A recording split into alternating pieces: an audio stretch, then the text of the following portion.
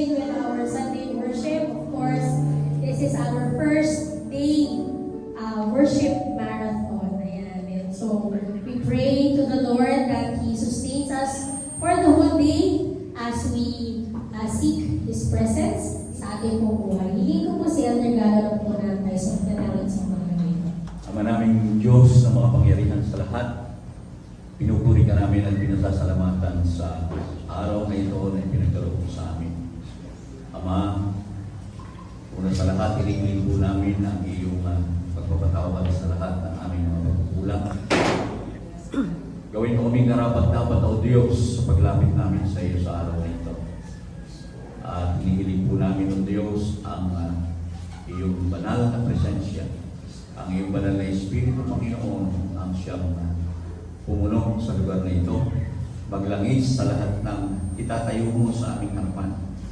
At ganoon din, O Diyos, hinihiling po namin na marapatin mo ang aming gagawing worship marathon na ito, Panginoon. Bilang pagkilala sa iyong kadakilaan, sa iyong kabutihan sa aming buhay. At kasama na rin dito, Panginoon, ay ang aming paghiling sa isang matagumpay na 10th year ministry anniversary. Panginoon, kung paano kami itinaguyod sa mga nakaraang panahon, ay patuloy namin kinikilala na hanggang sa ngayon, O Diyos, ay nandyan ka pa rin upang kami ay patuloy na ingatan, patnubayan, at patatagin sa aming mga pananampalataya.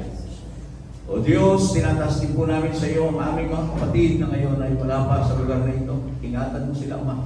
Dalhin mo sila ng ligtas dito sa lugar na ito, O Diyos. Makasama namin sila sa isang masaya, malayang pagpupuri, pagpapasalamat at pananambahan. Ama, ibinibigay namin sa iyo ang pinakamataas na paglulahati, pagpupuri, pasasalamat sa iyong dakila at makapangyarihang pangalan. Sa pangalan ng aming Panginoong Jesucristo. And everybody say, Amen. Mahal po tayo sa awit sa Panginoon.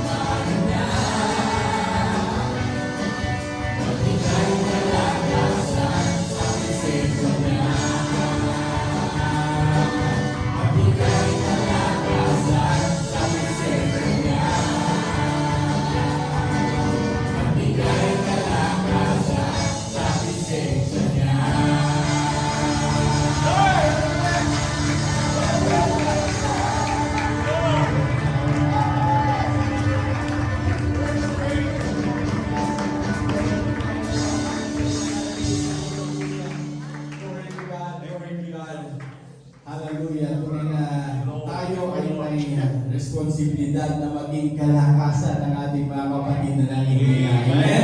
Hallelujah. Glory to God. Sa presensya ng Panginoon, tunay na tayo ay pinapalakas ng Panginoon. Hallelujah. Glory to Jesus. Patuloy natin siya sa bahay ngayong umaga. Glory to God. Hallelujah. Thank you, Jesus. Thank you, Jesus. Praise the holy name of God. Praise you. Such a praise is Panginoon Diyos, umiyak dakila. Pag-ibig mo, ang pag-ibig mo'y wakas at walang kapantay. Sa aming puso, sa aming buhay, patuloy pagsamay, iaray.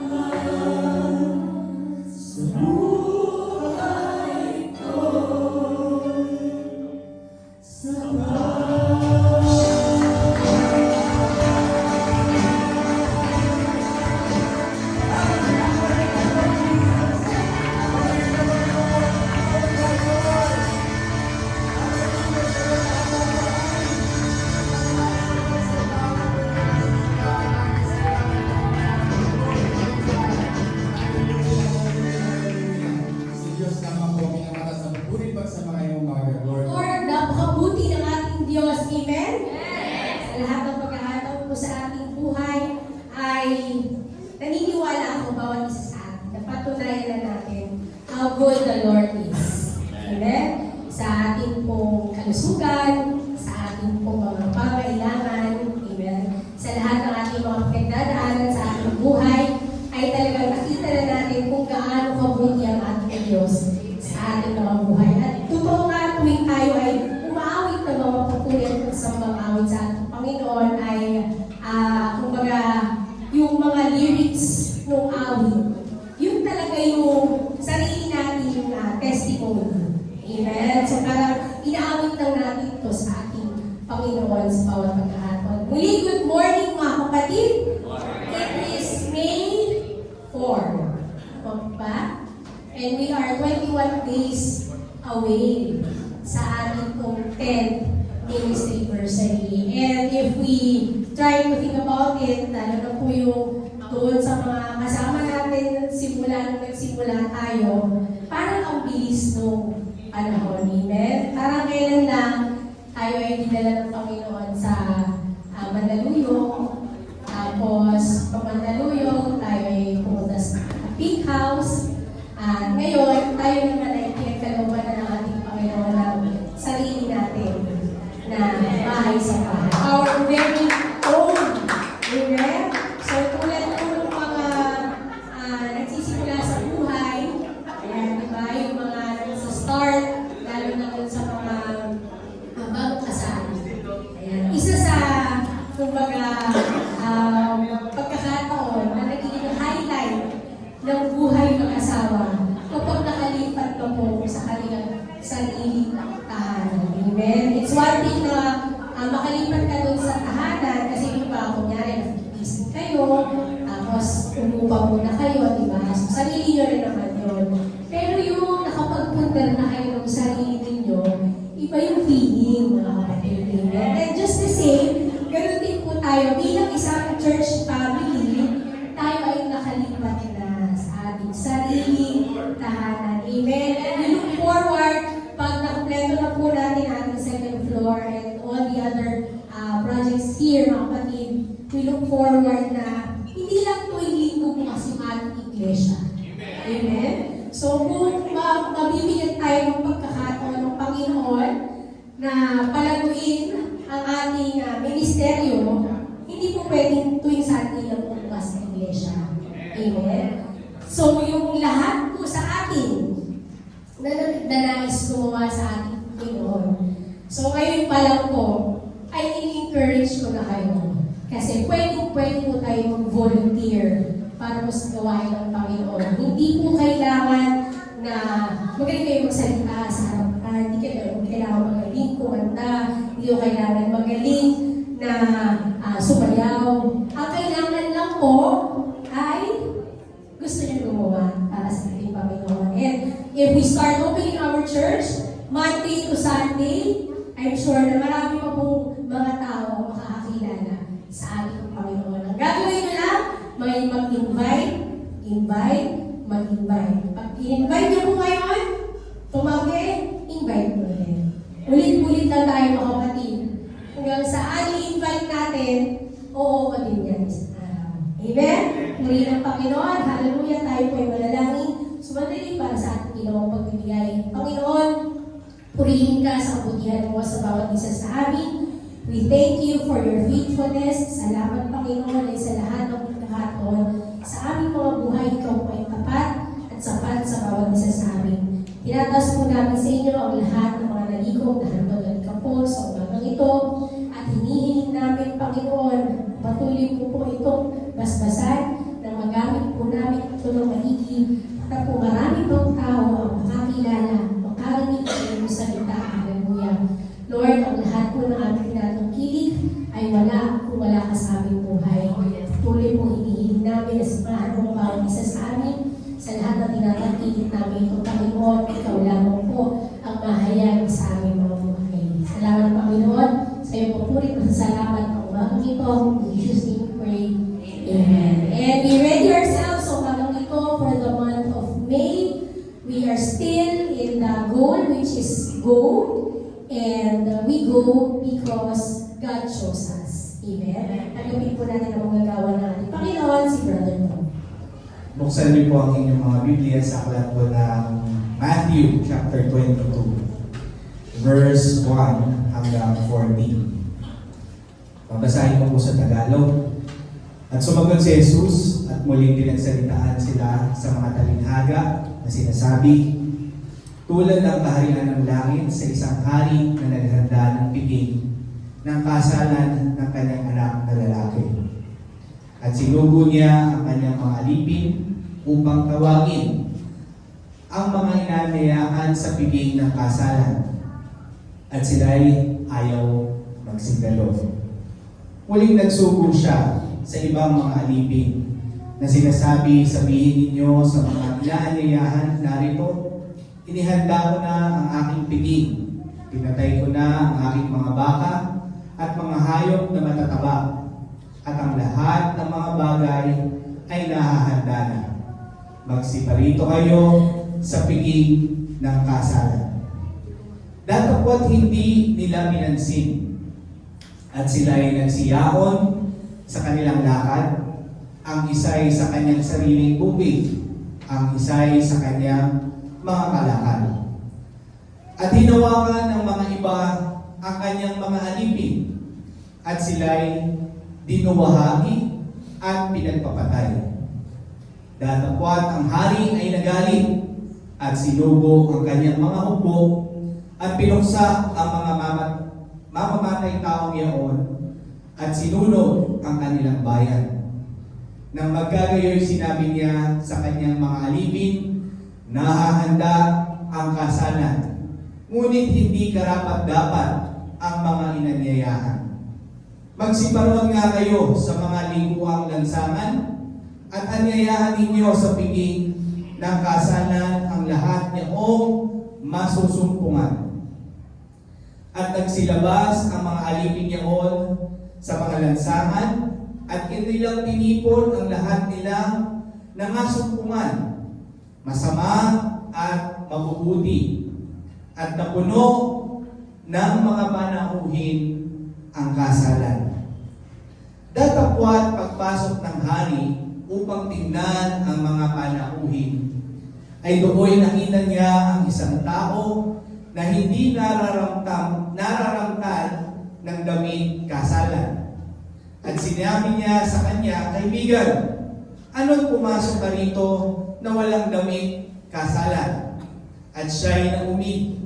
Nang magkagayoy, sinabi ng hari sa mga naglilingkod, gapusin ninyo ang mga paa at mga kamay niya, at itapon ninyo siya sa kadiliman sa labas. Diyan na nga ang pagtangis at ang pagngangalit ng mga ngipin. Sapagkat marami ang mga tinawag, datapwat kakaunti ang mga nahirap. Tayong lahat ay manalangin. Dakilang Diyos, mapagpalang Ama, kami po ay nagpupuri at nagpapasalamat ang muli dinala kami sa lugar na ito upang kami makinig ng iyong salita. Lord, hinihiling namin ang iyong anointing sa tao na itinayo ko po sa aming harapan. Mangusap ka sa pamamagitan ng kanyang mga labi, ang iyong katalinuhan at kaisipan ang ipagkaloob mo sa kanya na siyang mahayag, Panginoon, sa bawat isa sa amin. Buksan mo ang aming mga isip, ang aming mga puso, at marinig ka namin ng malinaw sa umagang ito, God. Maunawaan namin ang iyong mensahe at tumimo ito sa aming puso at isipan. Dalangin namin, Panginoon, ang pakikipisan ng iyong banal na Espiritu sa bawat isa na naririto. In the mighty name of Jesus Christ, we pray. Everybody say Amen. Mababalik po tayo sa ating mga upuan. Again, this is our first Sunday worship marathon. So sa lahat ng mga hindi nakaka-attend ng worship marathon tuwing Saturday before, ginagawa natin ng madaling araw. Ngayon po, ang ating pamunuan ay nag-decide na gawin na po ito umaga hanggang hapon. Kaya I hope na mas marami tayo mamaya hanggang sa hapon sapagkat dire-diretso tayo na sasamba sa ating Panginoon. Kaya it's a worship marathon. Ngayong umaga mga kapatid ay pag-uusapan natin ang ang isang tema. You are called and chosen by God. You are called and chosen by God. Naniniwala ba kayo dito mga kapatid? Being called, mga kapatid, ay maraming mga bagay ang maaaring tumatawag sa atin. Maliban sa Diyos, tayo ay tinatawag ng maraming bagay sa sanlibutan. Can you say amen? The world calls us to so many things. It calls us to watch TV, to watch Netflix. The world calls us sa social media. Amen? Sa TikTok, sa Facebook. The world calls us sa news, sa mga balita. Kung ating titignan, yung mga mahilig makinig ng balita sa radyo, yung mga mahilig manood ng TV Patrol, ng 24 oras. This calls our attention. And aside from this, mga kapatid, we are being called by our work, ng ating mga hanap buhay, ng ating mga trabaho, ng ating mga negosyo. At kung ating tinignan, mga kapatid, dun sa ating binasa, there's one thing that God called us, and that calling has a purpose. Amen? Yung pagtawag ng Diyos ay mayroong dahilan at mayroong iisang layunin. At yung layunin na yun, mga kapatid, walang iba kundi na ang tao ay sa langit, maligtas, at makasama ng Diyos magpasawalang hanggan. Yun ang reason, the main reason God is calling people to Himself.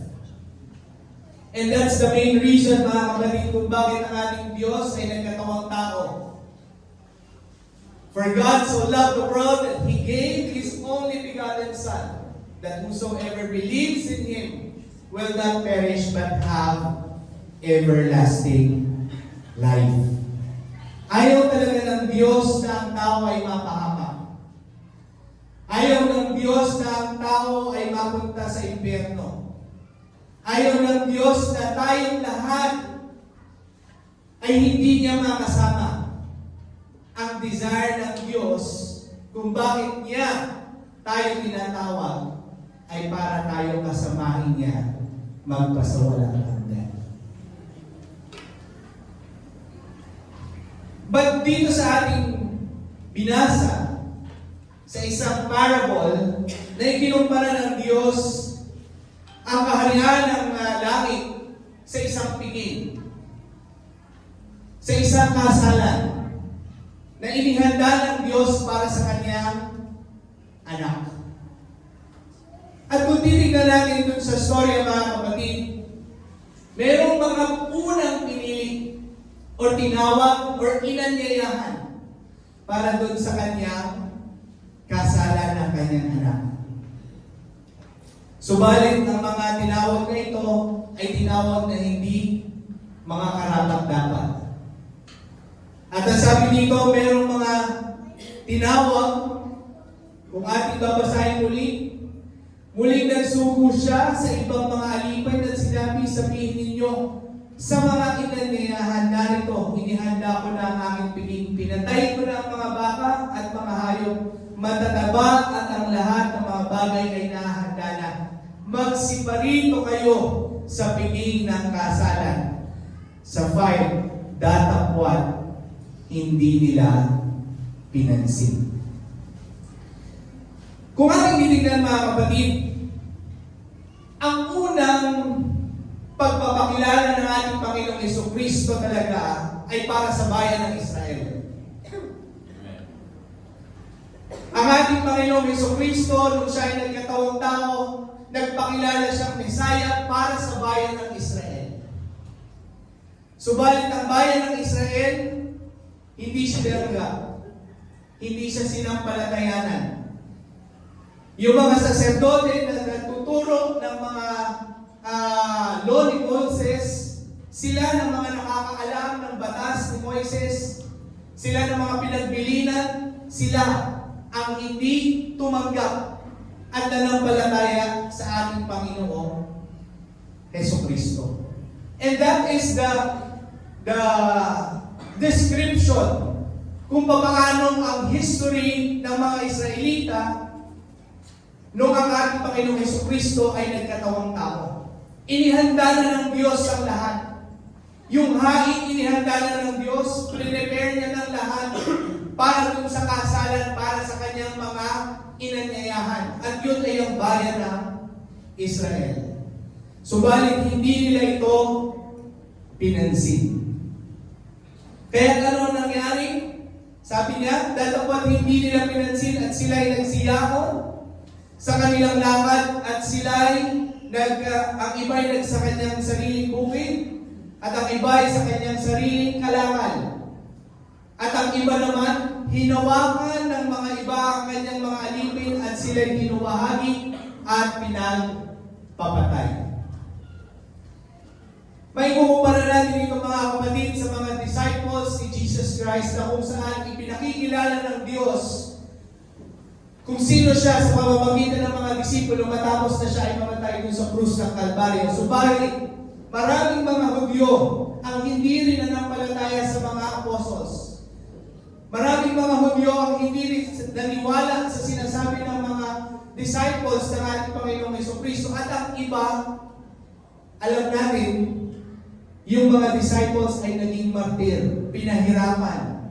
Yung iba pinugutan ng ulo, yung iba tinorture, yung iba nilagari ang kanilang katawan at pinatay. At ang sabi dito,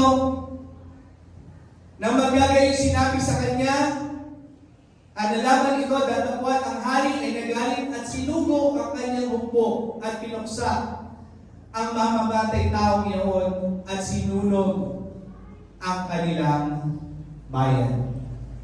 Alam natin kung paano ang history rin, mga kapatid, ng pagpaparusa ng Panginoon simula pa ng panahon ng ating Panginoon ay nagpapakilala sa kanyang bayan sa pamamagitan ng mga propeta. Ngayon, nasa Prophet Hosea na tayo mga kapatid. At alam natin kung ano ang history ng bayan ng Israel. The northern part of Israel, na kung saan sila ay hindi sumamba sa tunay na Diyos at sumamba sa mga Diyos-Diyosan. Hindi sila nagbigay ng kanilang pagtatiwala sa Diyos at sila ay nagbigay ng kanilang pagtatiwala sa tao, sa kayamanan, sa power ng mga Assyrians. Na sila ay tutulungan ng mga Assyrians at iligtas. Subalit ang parusa ng Diyos ay iginawad at winasa ang bayan ng Israel sa pamamagitan din ng mga ine-expect nila na tutulong sa kanila. At kung tutuloy natin yung basa mga kapatid, dahil ang Israel o ang ating Panginoong Jesucristo ay ni-reject ng kanyang inanyayahan na bayan. Ano ang ginawa ng ating Panginoon? Tinawag niya ang kanyang ibang mga alipin at sinabi, magsiparoon kayo doon sa mga pamilihan, sa mga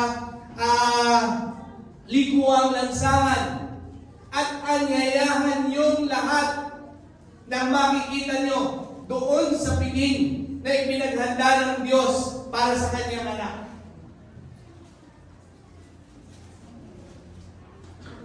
Amen? And that is how the grace of the Lord, the blessing of the Lord was extended to each and every one of us. Isipin niyo mga kapatid, kung yung bayan ng Israel tinanggap si Jesus, wala sigurong extension sa mga Hentil. Sa aking pananaw lang yun. Pero we don't know the plans of God. But one plan is true. That it was extended to everyone. Amen? Inanyayahan at in-extend niya sa lahat. Yung paanyaya, the call of God was no longer exclusive dun sa mga invites. Dun sa mga inanyayahan. Kundi kahit sino na makita nila doon sa likuang bayan, likuang lansangan, they can invite. They can come. Subalit, nais kong pansinin ninyo yung susunod na mga talata. Sabi niya dito, nang mapuno yung handaan ng mga panauhin, doon nakita niya ang isang tao na hindi nararamtan ng damit kasalan. At pagkatapos na makita niya yon, inutusan niya yung kanyang mga alipin na siya ay dakpin, igapos, at itapon sa labas. At ang description na doon ay may pagtatangis at pagmatalig ng ngipin. At pansinin ninyo yung huling-huli. Ano ang sabi ng Panginoon? Sapagkat marami ang mga tinawag, datapwat kakaunti ang mga hinirang. Many are called, but few were chosen. Bakit kaya ganun? Many are called, but few are chosen. So what does it mean? Anong kahulugan ng pagkakahirap? What does it mean to be chosen by God? Ibig sabihin ba na ang Diyos ay may favorites? Ibig sabihin ba na ang Diyos ay namimili? Naninino? I don't think so, mga kapatid.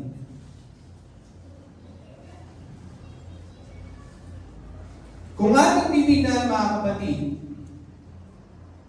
in-extend ng Diyos ang kanyang paanyaya sa lahat. In-extend ng Diyos sa atin yung kanyang call to come and join the wedding of His Son. At alam natin, mga kapatid, that this wedding is not a literal wedding.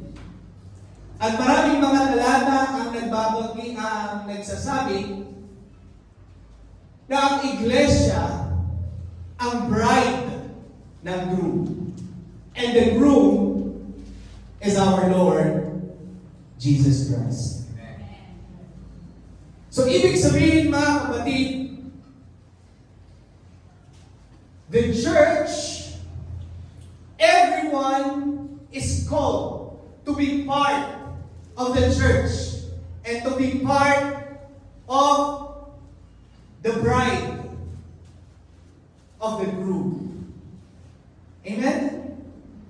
Lahat tayo pinili, tinawag para maging bride ng groom. Subalit, paano nangyari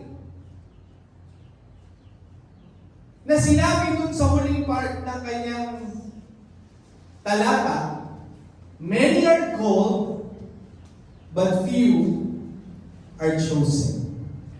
Now, one thing, mga kapatid, that I'd like to highlight this afternoon and this morning is the wedding garment na sinasabi doon sa parabola. Merong isa na nakita na hubad, ay hindi nakasuot damit pangkasal.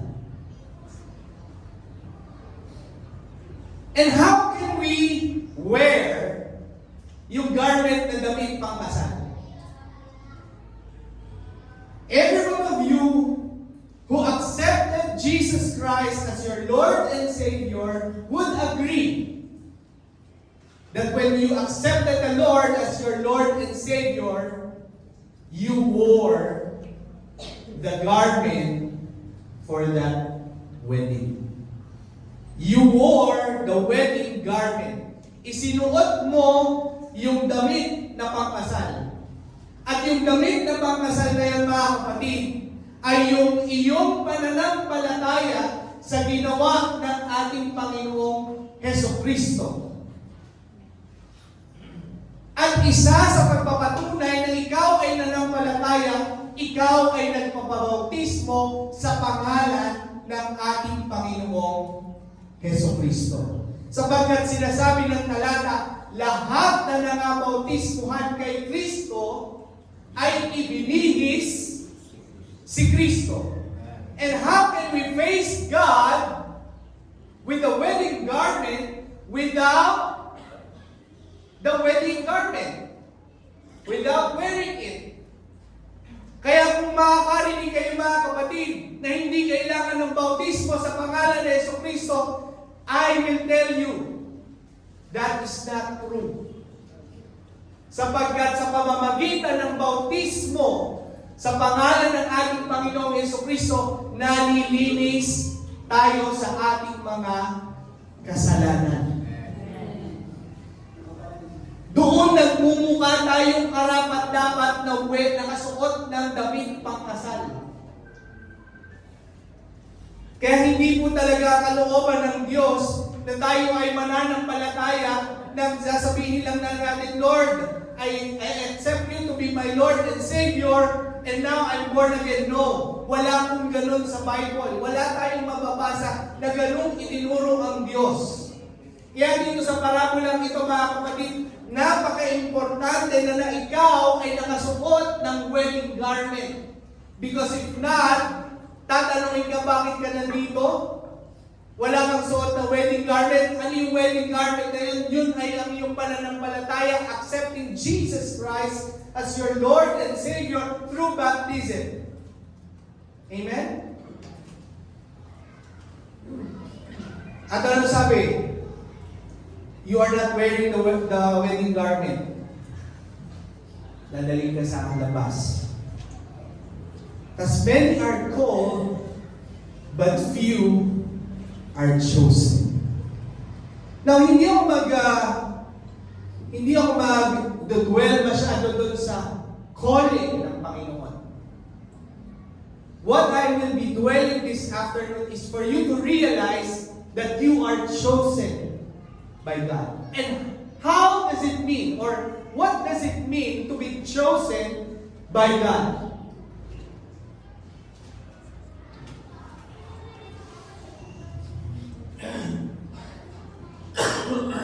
Kung ating titignan, mga kapatid,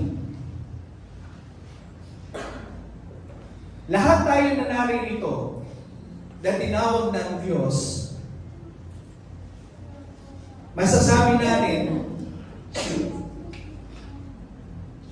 that we were chosen by God. Amen? Naniniwala ba kayo doon, mga kapatid, that you are chosen by God? But being chosen, mga kapatid,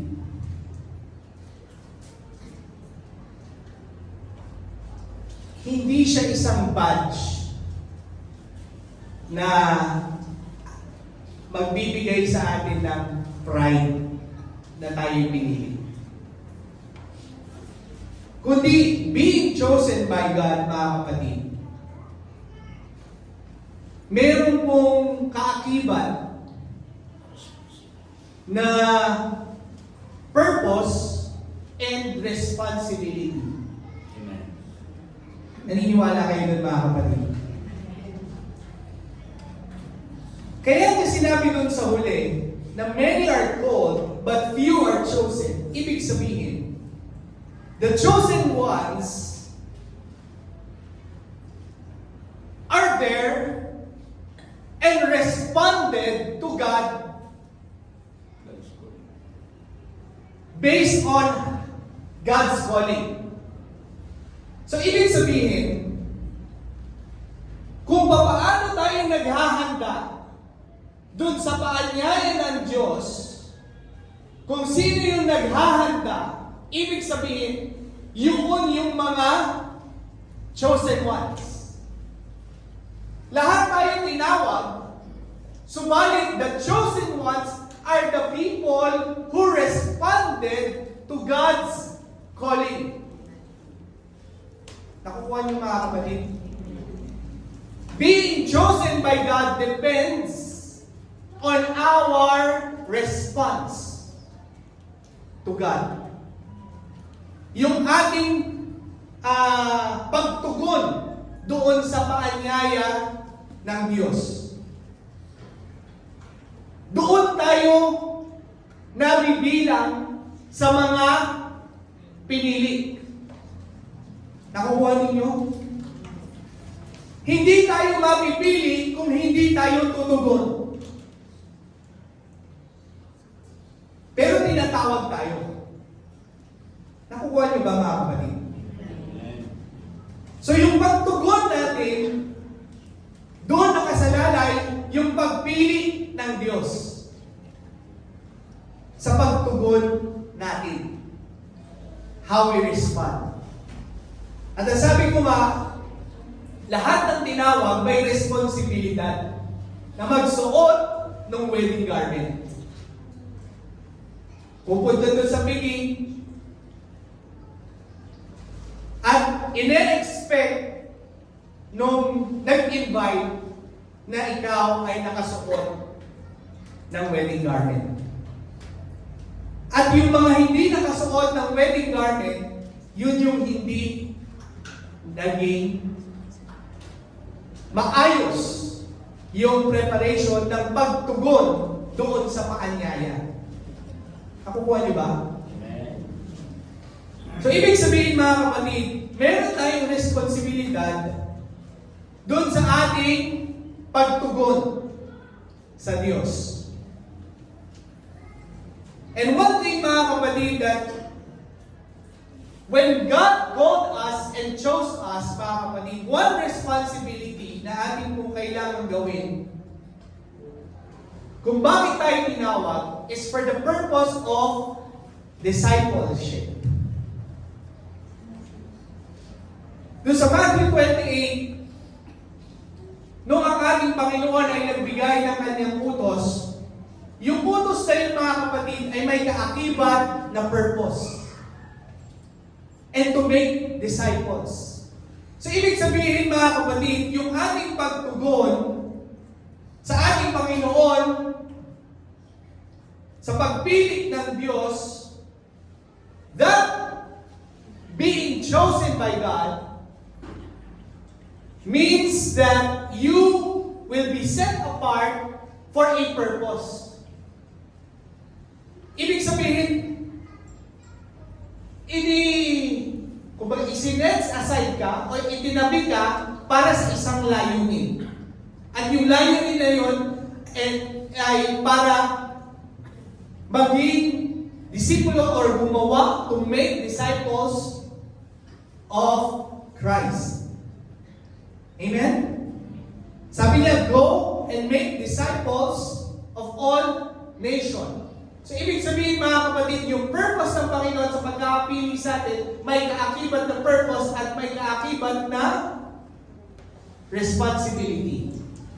And being chosen by the Lord, mga kapatid, that purpose cannot be separated with the responsibility. At yung responsibility cannot be disregarded. Nakuha nyo?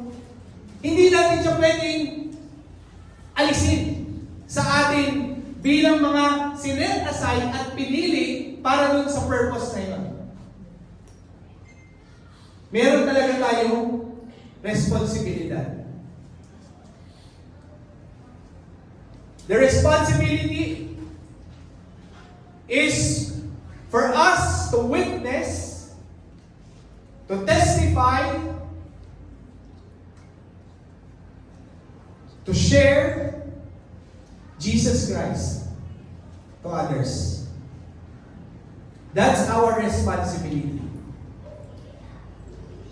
At yung purpose is for discipleship. To make disciples of all nations. That's the purpose. And our responsibility is to make Jesus known. Palakpakan natin ating Panginoon.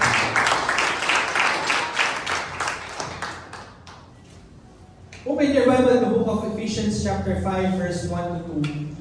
Kayo nga'y magsitulad sa Diyos na gaya ng mga anak na minamahal at magsilakad kayo sa pag-ibig, gaya rin naman ng pag-ibig ni Kristo sa inyo na ibinigay dahil sa atin ang kanyang sarili na hangin at handog sa Diyos upang maging samyo ng masarap na apoy. Ibig sabihin mga kapatid, you are chosen for the purpose of living a holy example. Para maging mabangong samyo. So hindi tayo tinawag ng Diyos without a purpose. Sasabihin natin, my brother Tom, hindi ko alam kung anong purpose ko. Ang iniisip natin, ang purpose natin palagi, maging preacher, maging musician, maging magpasok sa ministry. Actually mga kapatid, yung purpose kung bakit ka tinawag ng Panginoon, hindi lang na tatali or nalilimitahan sa ministry. We need to understand mga kapatid that our life being chosen by God has already a purpose to live out like Christ. To be an example of how Christ is in our life. Yun yung purpose mo kung bakit ka tinawag ng Diyos. To be Christ's example. Amen? Upang maging mabangong samyo. Tayo mga tinawag ni Kristo, sabi doon, meron tayong responsibility na na gaya rin naman, gayahin, di ba? Gaya rin naman ni Kristo na ibinigay sa atin ang kanyang sarili. So same thing mga kapatid, you are chosen by God for a purpose to become Christ's example. Tignan mo yung katabi mo. Babangong samyo ba yun? Sa palagay mo. Mga kapatid, huwag natin tignan ang ating mga sarili o yung ating pagiging Kristiyano sa base ng dami ng ating ginagawa sa iglesia. Huwag niyong tignan yung inyong pagiging Kristiyano sa mga responsibilidad na ginagawa ninyo sa iglesia. Hindi doon nakabase ang pagiging Kristiyano ninyo. Ang pagiging Kristiyano natin ay nakabase sa ating pang-araw-araw na buhay. Kung paano tayo nabubuhay. Kung ang ating buhay ay nagiging ehemplo ba ng isang tagasunod ng ating Panginoong Hesukristo. Can you say amen? So hindi dahil marami kang ginagawa sa church, you are living an example or you are a good example already of Christ. Kasi pwedeng dito sa iglesia, ang dami mong ginagawa. Pagdating mo sa labas, ang dami mo rin maling ginagawa. Pwedeng dito nag-preach ako, pero pagdating ko sa labas, iba naman yung pinipreach ko. So yung being chosen by God has a purpose of living by example. Living out Christ in our life. Amen? Sa pamilya mo, sa tahanan mo, sa school, sa inyong pinagtatrabahuhan, doon may purpose yung pagiging Kristiyano at pagkakapili sa iyo. Palampakan natin ang ating Panginoon. Second thing mga kapatid, aside dun sa sinasabi ko kanina sa dami ng ginagawa sa iglesia, hindi mo rin pwedeng sabihin na ikaw ay pinili ng Diyos subalit wala kang ginagawa sa iglesia. Hindi rin okay na wala ka rin ginagawa sa iglesia. Bagaman hindi masihan yung dami ng ginagawa mo sa iglesia dun sa pagkakapili mo, pero hindi rin pwede na wala tayong ginagawa sa body of Christ. Can you say amen? 1 Corinthians 12:27. Kayo nga ang katawan ni Kristo at bawat isa'y sama-samang mga sangkap niya. Bawat isa ay sama-samang sangkap niya. That's the purpose. You are called to be part of the body. At sama-sama tayong sangkap ng body. So we have the responsibility to do something for the body. And that is to edify the body, to support the body, to grow the body in church, to teach, to become hospitable. Amen? Yun ang purpose kung bakit ka pinili. And the responsibility is to do something in the body. Amen? Do something in the body.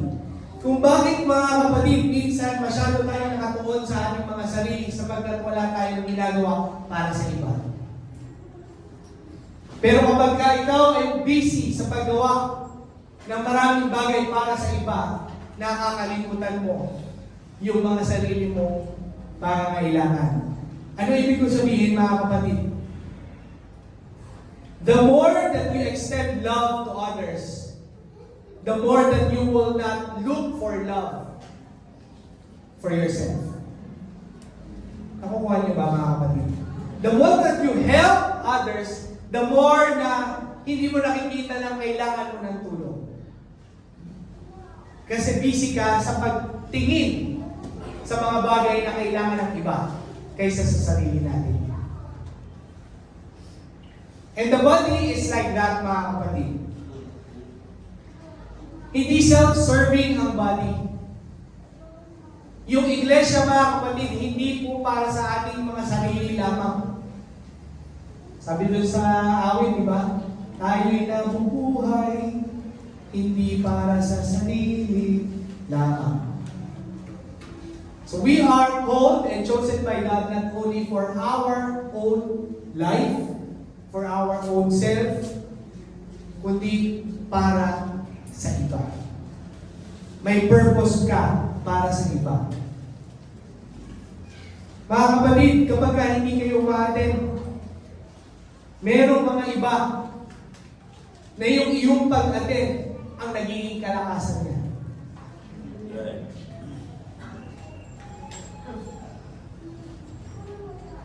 Merong iba mga kapatid, iniisip ninyo na wala kayong silbi dahil wala kayong ginagawa sa church. Pero sa totoo, yung inyong ngiti, kapag binati nyo sila nung inyong ngiti, merong impact yun sa iba. Hindi mo lang yun nakikita. Kasi busy ka sa pagtingin mo sa sarili mo. But every one of us can edify each other. Bawat isa sa atin mahalaga. Kaya kung iniisip ninyo mga kapatid na hindi kayo mahalaga, mahalaga kayo sa body. Mahalaga kayo sa body. Pag nawala kayo mga kapatid, kulang sapagkat tinawag kayo sa iisang katawan. Kasama ka dun sa sangkap para dun sa isang katawan. Palakpakan natin ang Diyos. Glory to God. Ephesians 3, chapter 3, verse 3 and 4. Na pagsakitan ninyong ingatan ang pakikipag-isa sa Espiritu sa tali ng kapayapaan. Yung pakikipag-isa sa Espiritu mga kapatid, sa tali ng kapayapaan, meaning mga kapatid, that there should be, you are called, everyone were called to be a protector of unity. Amen? Bawat isa sa atin ay may purpose and called in unity, in spirit. Hindi po pwede na magkakaiba ang ating spirito. Sapagkat iisa lamang ang espiritu ng Diyos na kumikilos sa bawat isa sa atin. At hindi po pwede na yung espiritu niyon iba sa espiritu na nasa sa inyo. Dahil isang espiritu lang ang Diyos. God is a spirit.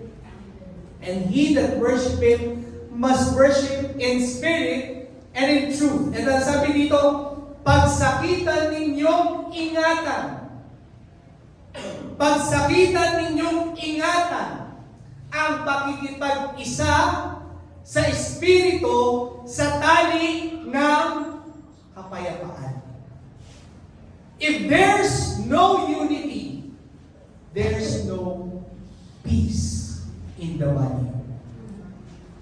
Can you say amen? So every one of us were called to be in unity, in spirit. So kung meron namumuo dyan sa dibdib mo na rebellion, it's not from the Spirit of God. Because God doesn't want rebellion. God wants unity and peace. Kung walang peace sa puso mo, ibig sabihin, you are not in unity of the Spirit of God. Amen? So every one of us, sabi doon, pagsakitan. Ano ibig sabihin doon? Pagmalasakitan. Or bigyang halaga na ingatan ang pakikiisa sa Espiritu. So it's very important na we have that unity or unified spirit. Sa ating pananalangin mga kapatid, kung magkakaiba tayo ng Espiritu, paano magkakaisa or tutugon ang Diyos sa ating pong mga panalangin kung hindi nagkakaisa ang ating mga Espiritu? Paano magiging matagumpay yung ating 10th ministry anniversary kung ikaw wala kang concern, same spirit na maging matagumpay yung ating anniversary, yung pagpapasalamat natin sa Diyos sa ating 10th ministry anniversary? Diba? Pero kung lahat tayo nakikisa, merong pagkakaisa, we have that unified spirit of thanking the Lord that we reach this state sa ating iglesia. Nagkaroon tayo ng sariling building, nagkaroon tayo ng sariling place, umabot tayo ng 10 taon, naglilingkod tayo sama-sama, nagpapasalamat sa Panginoon. Then, we have peace. And there's power in prayer of those people who are united in spirit. Palakpakan natin ang Panginoon.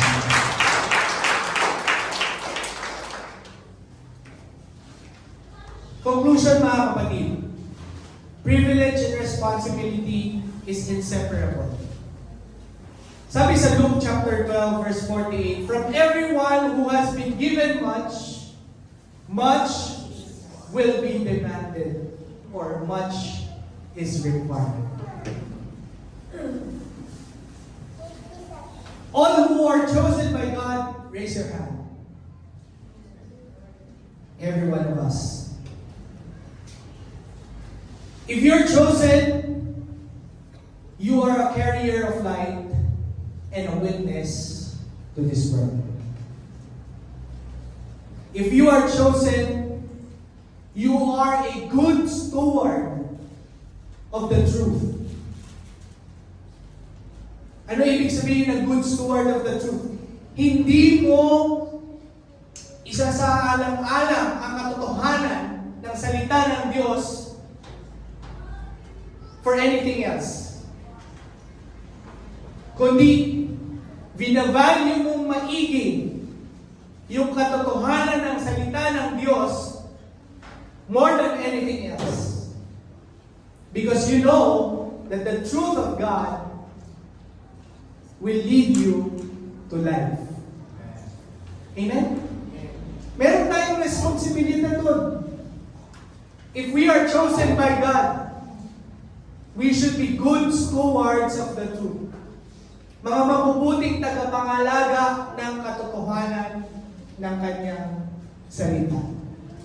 Kapag hindi tayo naging mabuting tagapangalaga ng katotohanan, ang ibig sabihin ng mga kapatid, we disregard the truth, hindi tayo nag-aaral, ayaw natin pahalagahan yun, wala tayong pakialam kung ano yung totoo, delikado po yun, mga kapatid.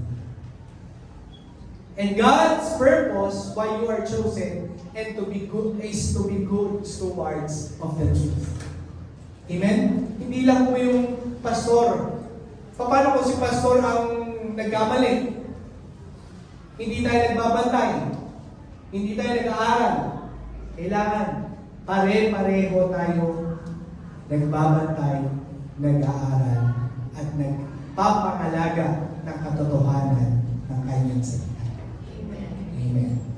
If you are chosen, you are a builder of unity. And if you are chosen, you are a servant of the body. Amen? So tayong lahat, being chosen is not a badge of honor. Of course, it's a privilege. Natutuwa tayo na tayo pinili ng Diyos. Pero hindi siya para tayo magmalaki. Amen? Kundi, ito ay para tayo lalong magpasalamat at lalong kumilos at gawin yung ating responsibilidad na mga pinili ng Diyos. Wearing the wedding garment, mga kapatid, doesn't necessarily mean that it ends after that you accepted Jesus Christ as your Lord and Savior. Nahuhubad po yung ating pagiging Kristiyano kung hindi po natin iingatan yung ating tinanggap bilang Kristiyano. Nakukuha nyo?